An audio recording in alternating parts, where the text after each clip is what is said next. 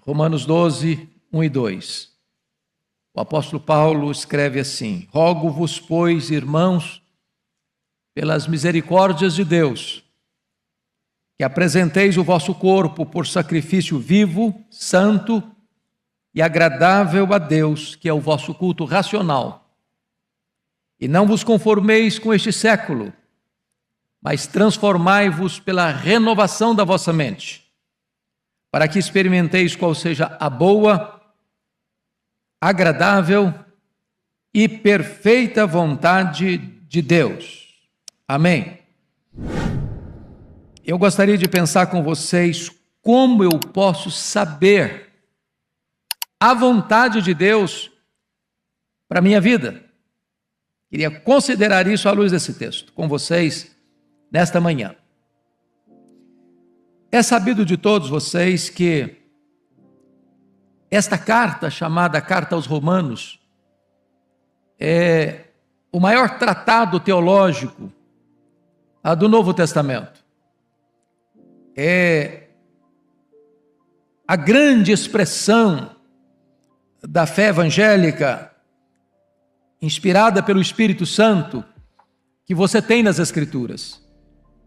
Esta é a carta mais robusta que o apóstolo Paulo escreveu. Esta carta tem sido um farol na história, nos tempos de escuridão, a nortear a igreja, a dar direção ao povo de Deus, nos tempos de turbulência.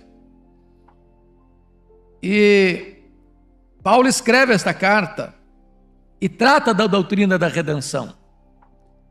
Ele menciona no capítulo 1 o conteúdo do Evangelho, o que significa o Evangelho.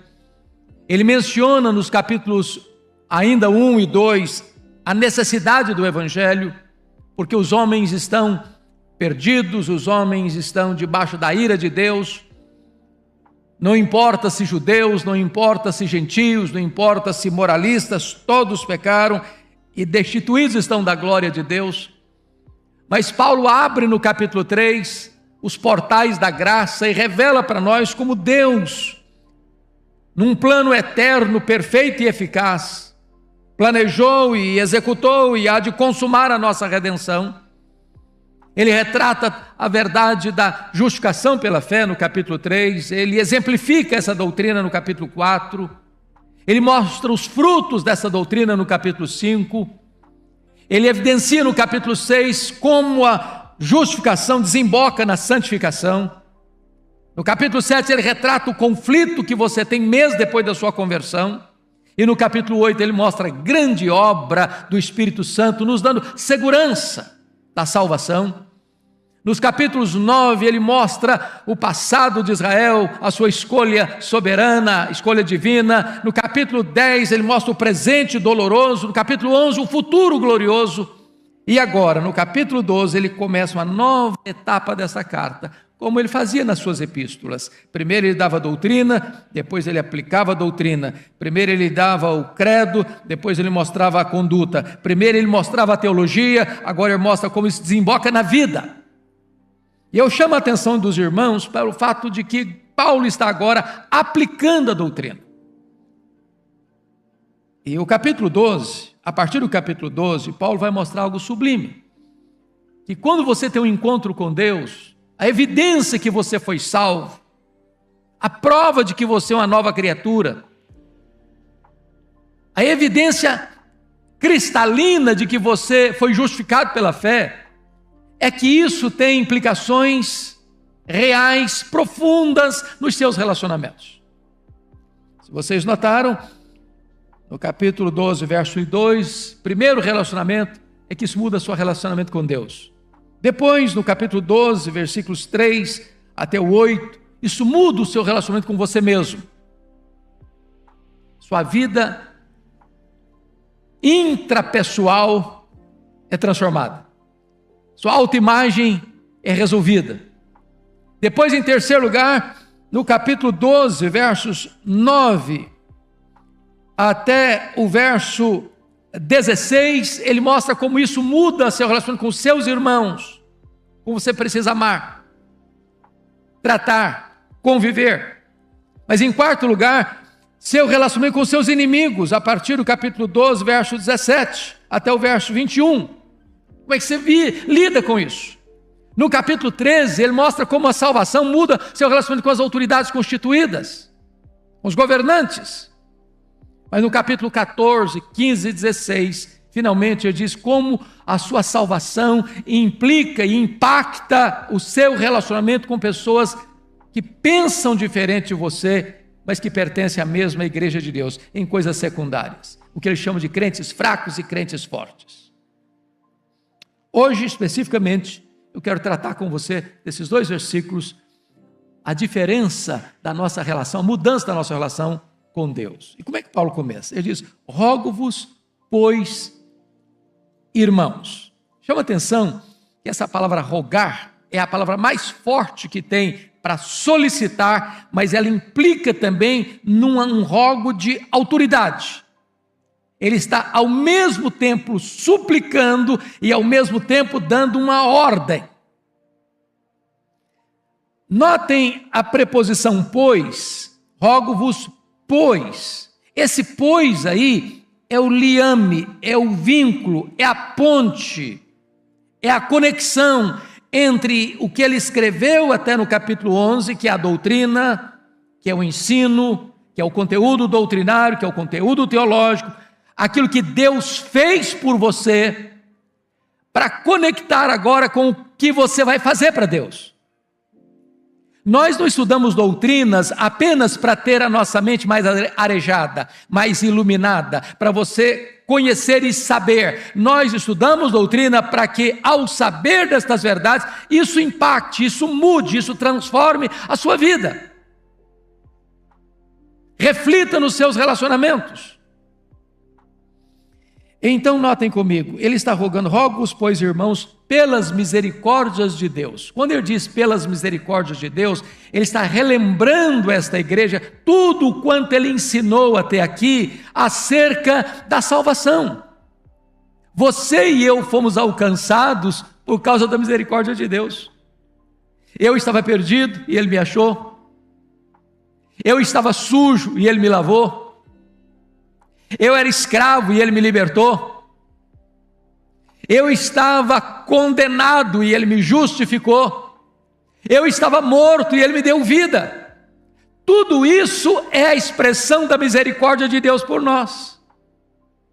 Você e eu só estamos aqui hoje porque Deus é muito misericordioso conosco, porque não for a misericórdia de Deus, nós estávamos chafurdados no pecado, nós estávamos arruinados na escravidão do pecado, nós estávamos completamente amarrados do cipoal dos vícios e das mazelas. Foi a misericórdia de Deus que nos trouxe até aqui. Agora notem vocês que em virtude disso, ele vai fazer alguns rogos. Primeiro, que apresenteis o vosso corpo por sacrifício vivo, santo e agradável a Deus, que é o vosso culto racional. Eu quero destacar aqui 3 verdades, então, desse texto. A primeira delas é o que nós chamamos de apresentação. Ele roga para que aqueles crentes, para que você e eu, apresentemos o nosso corpo. Preste atenção nisso. O pastor Arival tratou hoje aqui no batismo da antiga aliança, onde o sinal da aliança era a circuncisão. Agora, na nova aliança, o sinal é o batismo. Lá na antiga aliança, o sacerdote, representando o povo, levava ao altar um cordeiro, que era imolado e oferecido. Agora, na nova aliança, não tem mais cordeiros, porque o Cordeiro de Deus, perfeito e imaculado, foi imolado, foi sacrificado, se ofereceu de uma vez para sempre, varrendo, portanto, do altar os animais mortos. E agora é você quem oferece o seu corpo no altar de Deus, como sacrifício. Paulo está aqui, meus irmãos, combatendo o que estava no pano de fundo cultural da sua época, que era o pensamento grego, que o corpo era um túmulo, que o corpo era um claustro, que o corpo era uma prisão, e que isso desemboca em muitas doutrinas e pensamentos errados hoje. Por exemplo, o ascetismo. Ascetismo. Monastérios. Isso é fruto do gnosticismo pagão, grego. Que o corpo precisa ser flagelado. O corpo precisa ser castigado. O corpo não importa. Ou isso vai levar para um outro extremo, que é uma vida sem regras, de licenciosidade, de pecado desbragado. Aí Paulo diz, não, o nosso corpo tem valor. Esse corpo foi comprado, Deus o criou, Deus o comprou com o sangue do seu Filho. Esse corpo não é seu, esse corpo é propriedade de Deus, esse corpo é a morada do Espírito Santo, esse corpo é habitado pelo Espírito Santo, esse corpo precisa ser colocado agora a serviço de Deus, como sacrifício a Deus. Agora, que tipo de sacrifício? Olha comigo. Rogo-vos, pois, irmãos, pelas misericórdias de Deus, que apresenteis o vosso corpo. A palavra apresentar aqui, na língua grega, é a mesma palavra que o sacerdote fazia para o sacrifício, onde ele colocava o sacrifício, o holocausto, no altar e não podia tomar de volta. É uma entrega de uma vez para sempre, sem retorno mais. Não é aquilo que você entrega e toma de volta. É você colocar o seu corpo, a sua vida, de vez, por completo, definitivamente, como sacrifício a Deus. Não é um sacrifício morto, é um sacrifício vivo.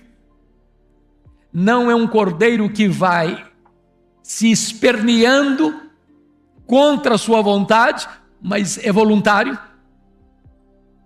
Esse sacrifício, diz o apóstolo Paulo, ele é também santo. A sua vida precisa ser santificada.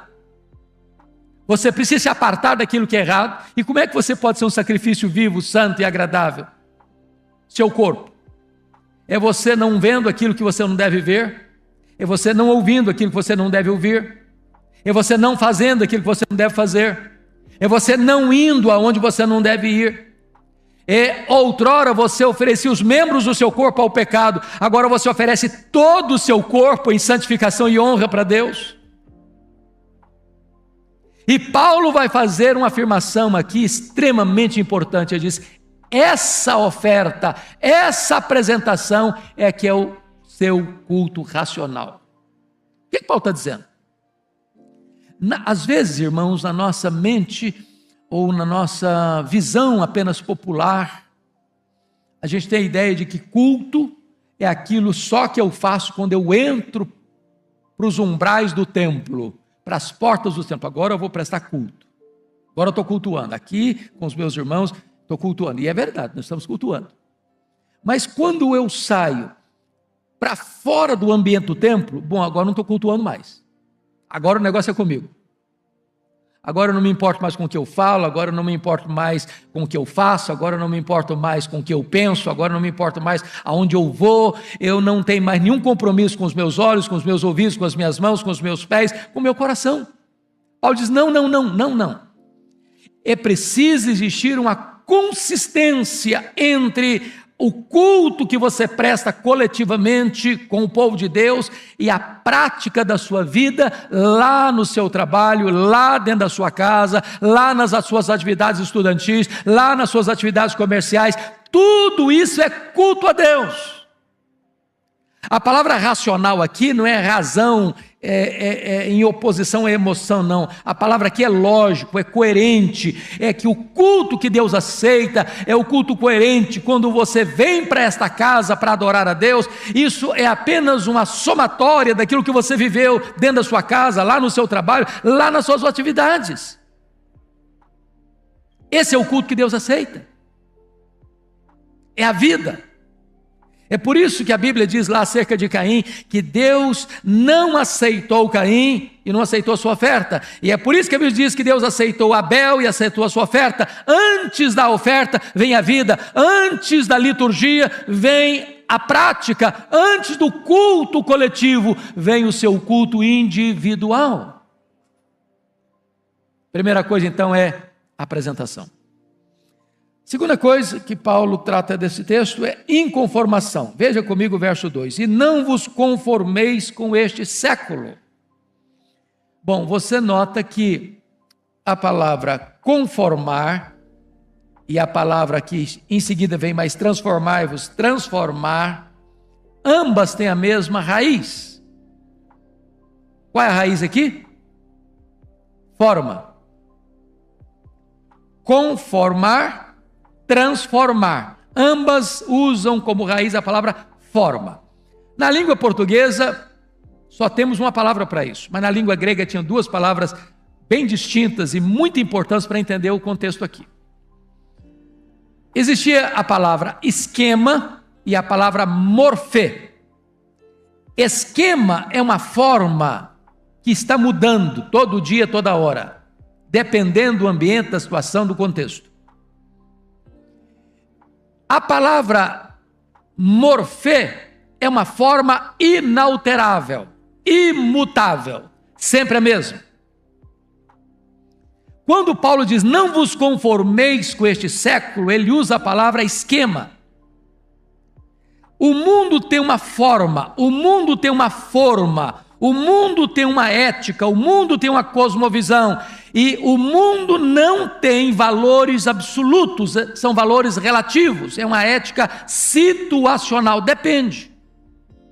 O que foi vergonhoso ontem é aplaudido hoje, o que era errado ontem é aceito hoje, o que era pecado ontem, hoje é apenas uma doença, uma fraqueza, uma tendência, ou seja, o mundo está mudando. Paulo está dizendo o seguinte, não ponha o seu pé nessa forma, não entre nesse esquema, não pense pela formatação desse mundo, não deixe que esse mundo formate a sua cabeça, não deixe que você tenha a mesma cosmovisão deste mundo que não tem verdades absolutas, é relativo, é situacional, é conveniência. Paulo diz, não se conforme com isso, não ponha o seu pé nessa forma, não se amolde a essa forma. Ô irmãos, ninguém precisa ser um especialista para ver isso. Você liga a sua televisão, você fica chocado quando as pessoas fazem apologia do erro, apologia do pecado, apologia do vício. Parece que quanto mais degradado, degradante, aviltante uma situação, mais as pessoas aplaudem.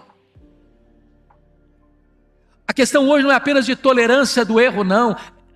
É inversão de valores. É o que o profeta Isaías disse, as pessoas estão chamando luz de trevas e trevas de luz, elas estão chamando doce de amargo e amargo de doce. As pessoas estão chamando o errado de certo e o certo de errado. E Paulo está dizendo, não se conforme com isso, não entre nessa forma, não se amolde a isso, não deixe que isso formate a sua cabeça, não pense com a cabeça do mundo. Mas agora notem comigo que vem a terceira palavra que eu fecho aqui, que é a palavra transformação. Ele diz, não vos conformeis com este século, mas transformai-vos pela renovação da vossa mente. Então você tem um corpo consagrado e você tem uma mente transformada. Mas a palavra transformai-vos é a mesma palavra, por exemplo, que aparece lá na transfiguração, que Jesus foi transfigurado. E trazendo para uma palavra do português que todo mundo conhece aqui, é a mesma palavra metamorfose. É uma mudança não externa, mas uma mudança de dentro para fora, uma mudança de essência. A palavra forma aqui de transformar não é esquema. A palavra aqui é morfê. E morfê é uma forma que não muda nunca.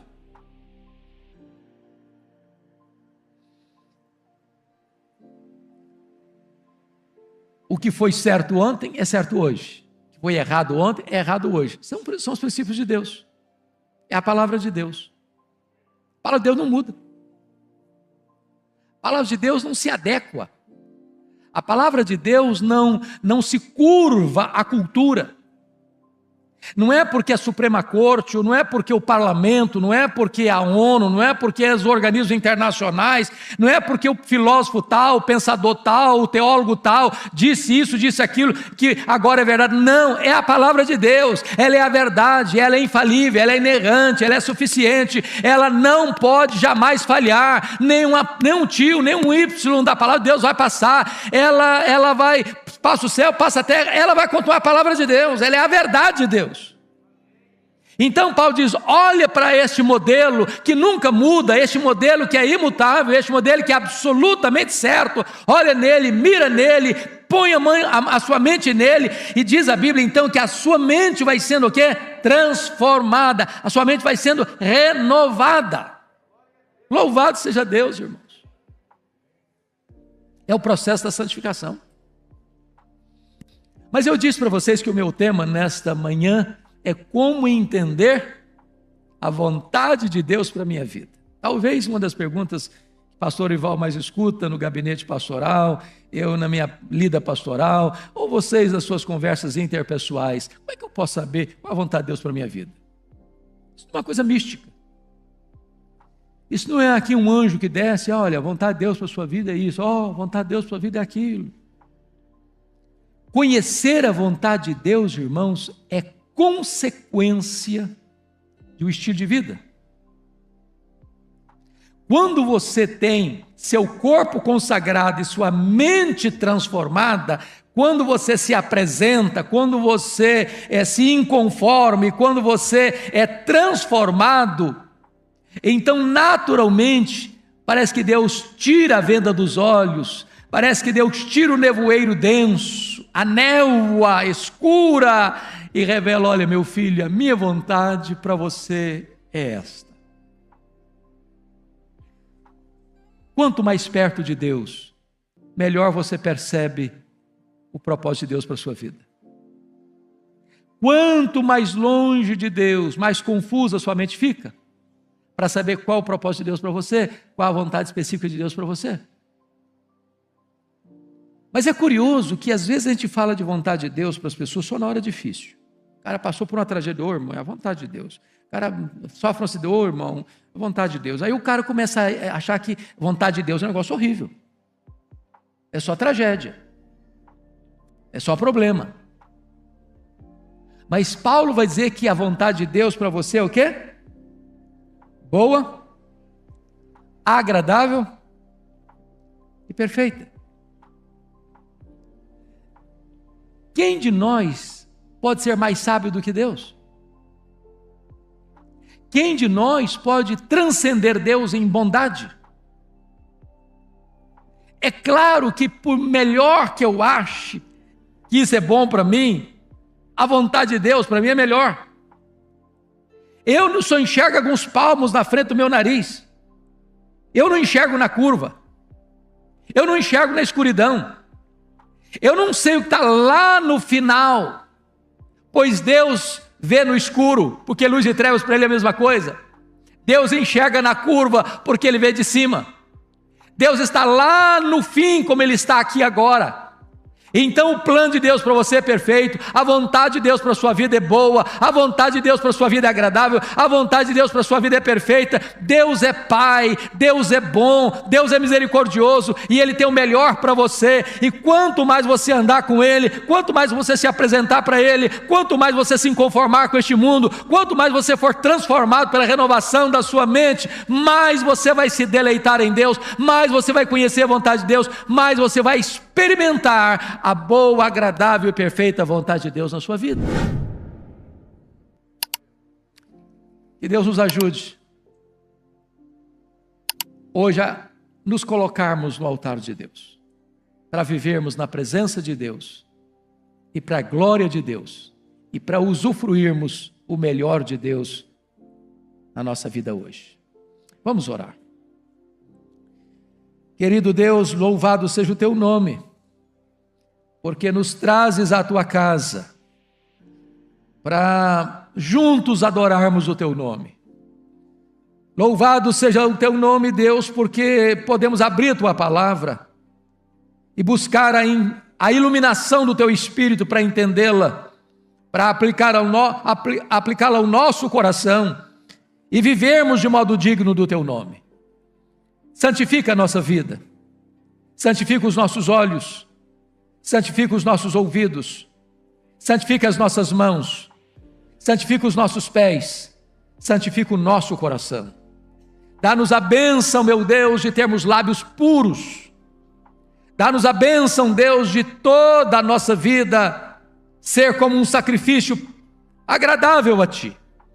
E que o nosso corpo, comprado pelo sangue do Cordeiro, possa ser instrumento para a glorificação do Teu nome, para abençoar as pessoas que se relacionam conosco, que em todo o nosso ser a Tua glória seja manifesta. Assim oramos em nome de Jesus. Amém.